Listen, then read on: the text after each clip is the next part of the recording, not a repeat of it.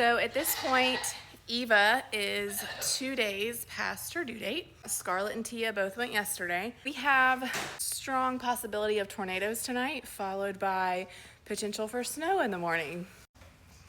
We're in North Alabama, so if you're not familiar with Alabama weather's drunk like 99% of the time. So basically we just stay prepared for anything at this point because who knows. So I need you guys to help me tell this girl that it is her time.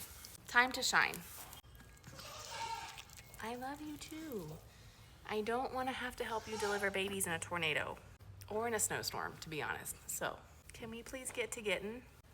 I love you.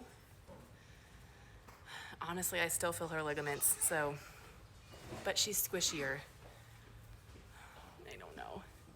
It could be tonight. You picked the worst possible timing, girlfriend.